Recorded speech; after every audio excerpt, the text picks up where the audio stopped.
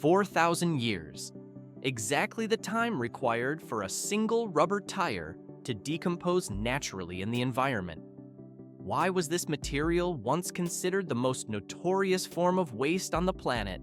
Huge piles accumulated in landfills, rejected almost everywhere due to their high toxicity levels.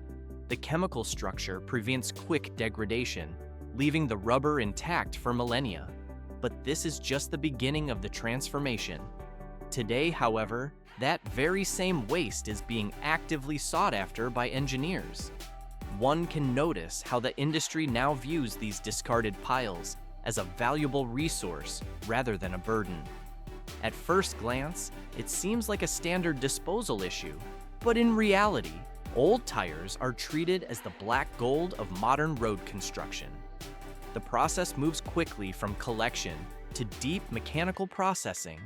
It gets more complex further on. Heavy crushers grind the material through multiple stages and precision screening processes. It is visible how the rough fragments turn into ultra-fine rubber granules, flowing like dark sand. These particles undergo fusion with hot bitumen, blending into a unified, heat-resistant mixture.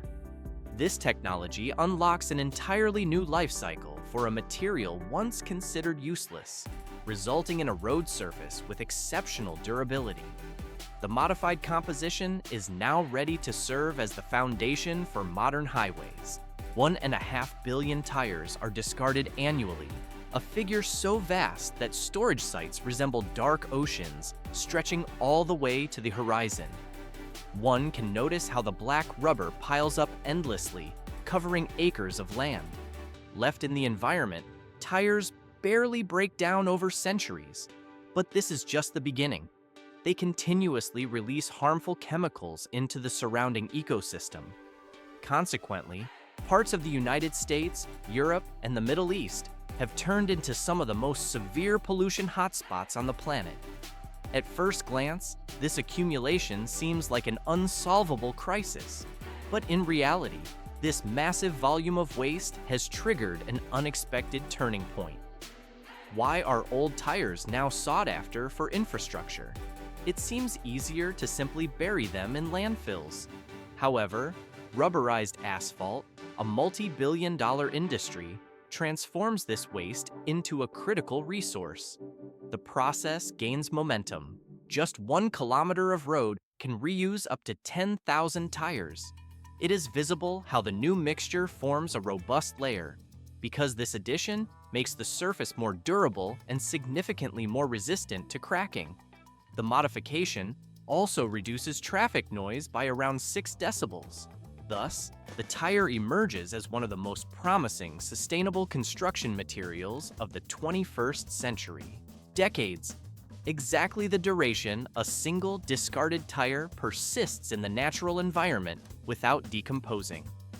Each day, within the steady rhythm of modern cities, thousands of heavy rubber structures reach the absolute end of their service life at roadside garages, maintenance stations, and scrap collection yards. Most of these units have long exceeded safe limits for tread wear, elasticity, and load-bearing capacity, turning into hazardous waste. But this material is far from useless trash. While a worn-out tire is worth only a few cents on the market, from the perspective of the recycling industry, it represents a valuable form of urban ore. One can notice how the tire consists of a complex blend of natural rubber, synthetic compounds, reinforcing steel, and textile fibers. Why is the collection process organized along strictly fixed routes? It would seem easier to pick up scrap randomly from any available location. But without a calculated logistical plan, transport costs would destroy the economic viability of recycling, and outdoor storage would turn tires into water traps. Therefore, specialized trucks equipped with high-load platforms and secure fastening systems gather the material to reach optimal transport volumes. This prevents the rubber piles from becoming breeding grounds for disease-carrying insects in stagnant rainwater. The industrial processing begins with the mechanical handling of the steel reinforcement embedded deep inside the structure. But this is just the beginning. At first glance, the steel ring seems like a minor internal component, but in reality, it becomes the biggest obstacle for any shredding line. This element allows the tire to lock firmly onto the wheel rim at high speeds, yet it can easily chip cutting blades or snap drive shafts during recycling. If the steel is not removed first, the entire high-torque system could come to a grinding halt. Workers feed the tire into a specialized bead removal machine to neutralize this threat. It is visible how a hydraulic hook system digs deep into the bead and uses enormous pulling force to extract the core. The mechanical tension is so intense that even the thick rubber body of the tire violently twists into a distorted shape during the extraction process. On average, each heavy-duty truck tire yields around 2 kilograms of high-quality carbon steel in just a few dozen seconds. Workers collect the separated wires manually and compress them into compact bundles, sending the metal directly to metallurgical plants for a completely new life cycle. Meanwhile, the remaining tire carcass becomes significantly more flexible and ready to enter the next stage of coarse processing. Before mechanical slicing begins, the material passes through a high-pressure washing system. Jets of water blast away mud, oil residue, and embedded gravel from the surface to protect the equipment. This step effectively prevents premature wear on the expensive cutting blades and crushing shafts. Huge high-torque cutting machines receive the clean tires for the primary shredding stage. Slowly rotating alloy steel blades slice the rubber mass into coarse fragments measuring several inches across. It gets more complex further on. This low-speed cutting method strictly minimizes heat generation during the breakdown. If the temperature rises uncontrolled, the rubber will soften and stick to the blades, halting the line. The shredded pieces then move into secondary grinding, where the size reduces further and internal reinforcements fracture. One can notice how high-strength magnetic systems pull the fractured steel directly from the material flow. This turns the reinforcement into a valuable stream of recyclable metal, leaving behind pure rubber. Thus, the tire completely loses its original form, turning into crumb rubber with a tightly controlled particle size. The material is now a raw resource ready for new applications in construction, transportation, and industrial manufacturing. And this is not the limit. At the end of the production line, all material passes through a classification screening system. Particles that meet the required size move forward, while larger pieces are routed back to the grinder for repeated processing. Among these outputs, the fraction ranging from 0.5 to 2 millimeters is separated with high precision.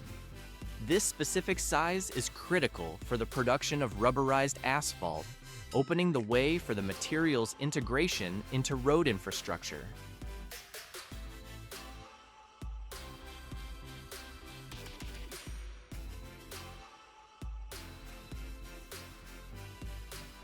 (260°F) is the precise upper limit of the thermal range used to prepare crumb rubber for its integration into asphalt. Why is such a dedicated drying and heating stage necessary for material that has already been crushed and screened? To the naked eye, the granules look perfectly clean and ready for immediate blending.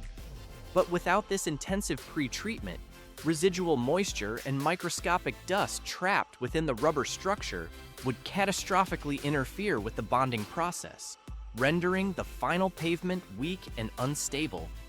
The rubber granules are fed into a massive rotating drying drum to eliminate these hidden defects completely. One can notice how the large steel cylinder is set at a slight incline to guide the material slowly forward.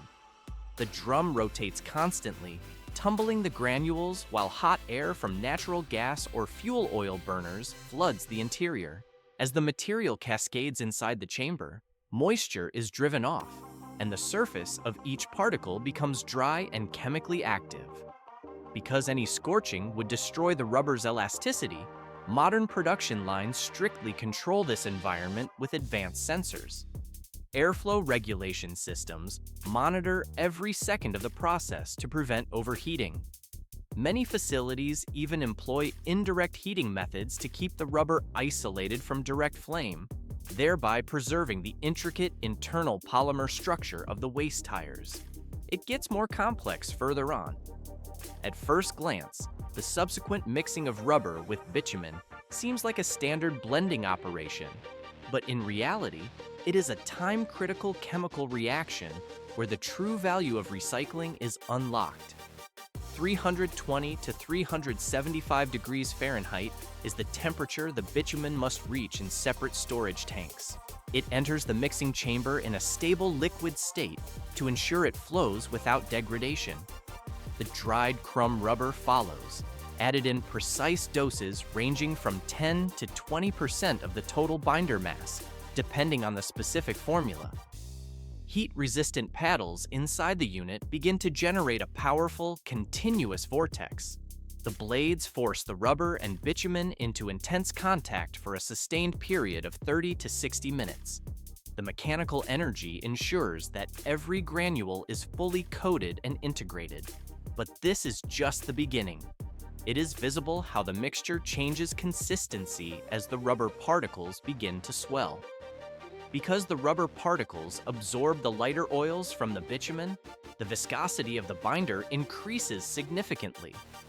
This absorption process is what ultimately grants the asphalt its superior elasticity and resistance to cracking under heavy traffic loads.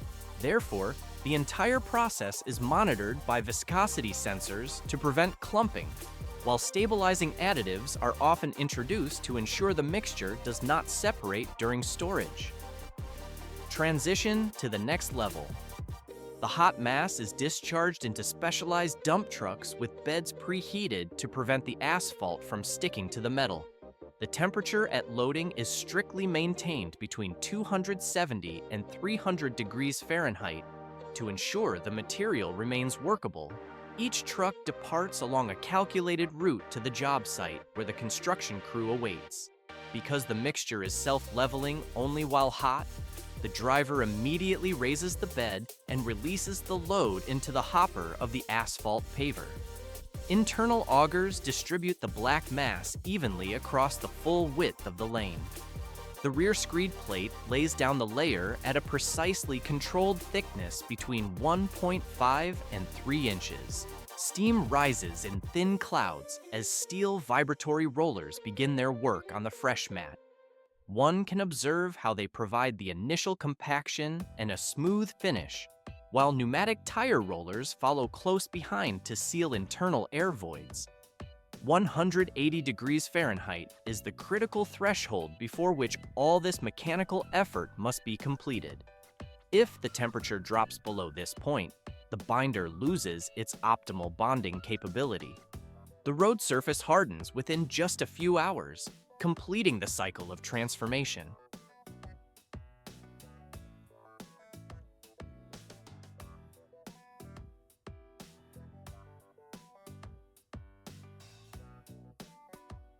Within just a few hours, the recycled tire asphalt hardens completely and is ready to reopen the highway to heavy traffic.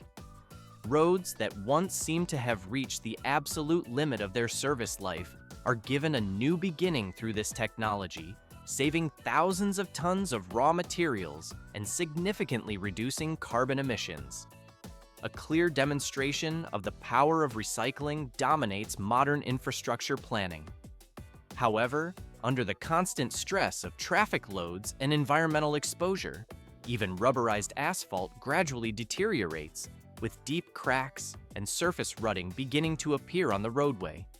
But this is just the beginning of the material's life cycle. Why is asphalt capable of being recycled repeatedly without losing its structural integrity? It might seem that the chemical bonds would weaken irreversibly after years of exposure to the elements. However, the material retains its technical value, allowing even asphalt originally produced from recycled tires to circulate within the infrastructure system almost without limit. Operators begin the removal phase by maneuvering wheel loaders or mini excavators into the zone once the asphalt slabs have been physically separated. The hydraulic arm extends, and the operator lowers the bucket to the very edge of each cracked slab with calculated precision. They lift gently to pry the entire section up, ensuring the base layer underneath remains completely undamaged by the steel teeth. Smaller pieces are gathered into clusters before being loaded onto trucks, while larger slabs are broken apart using the sheer force of the bucket or steel bars for easier handling. One can notice how workers assist the machinery with shovels and pry bars when the asphalt remains tightly bonded to the ground, allowing the heavy equipment to proceed faster. Each bucket can hold between 200 and 400 pounds of dense asphalt fragments at a time. Within just a few hours of continuous operation, dozens of tons of material are cleared from the road surface. Trucks are weighed on precision scales, assigned unique batch numbers, and logged with their specific excavation zone before leaving the site.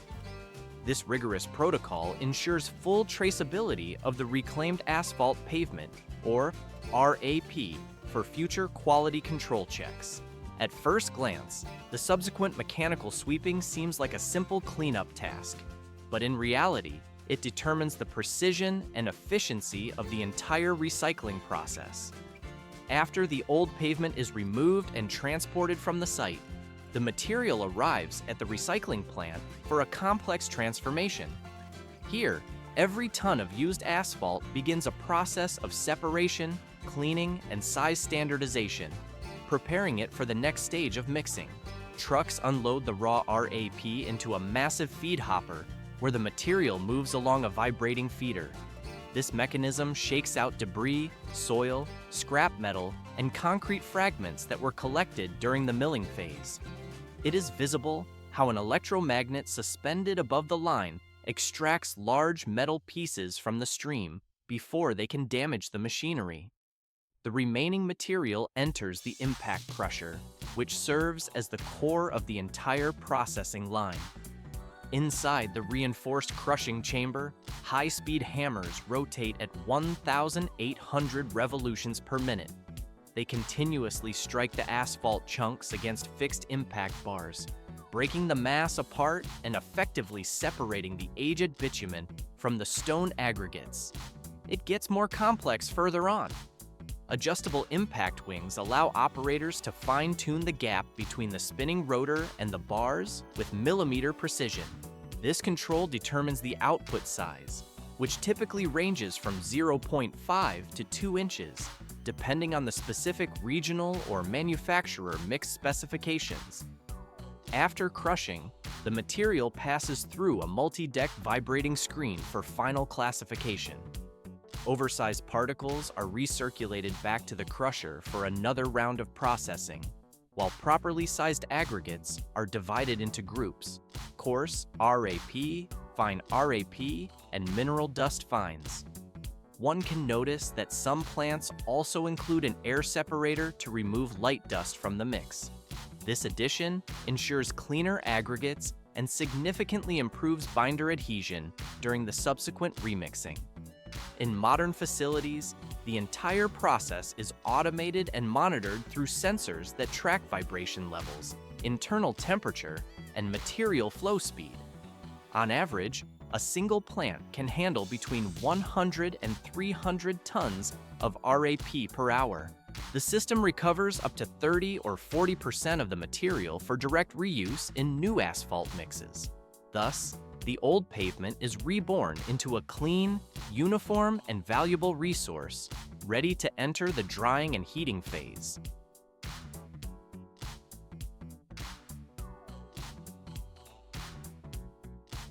Millions of discarded tires find a new purpose by merging into the asphalt structure. This creates a functional, closed-loop process. Rubberized asphalt serves as more than just a technical upgrade. Why is this specific application so significant? It seems to be just another recycling method. It proves that humans can turn a difficult environmental problem into a practical solution. Tires once considered worthless become the base for high-quality roads. But this is just the beginning. At first glance, the black surface looks identical to standard roads, but in reality, it is far more durable. One can notice how the road remains smoother to drive on under heavy loads. This makes the infrastructure far more environmentally friendly. Technologies like this reshape the way we think about materials labeled as waste. Value relies not on what a material looks like, but in how people choose to use it. The engineering journey concludes here, leaving behind a stronger surface.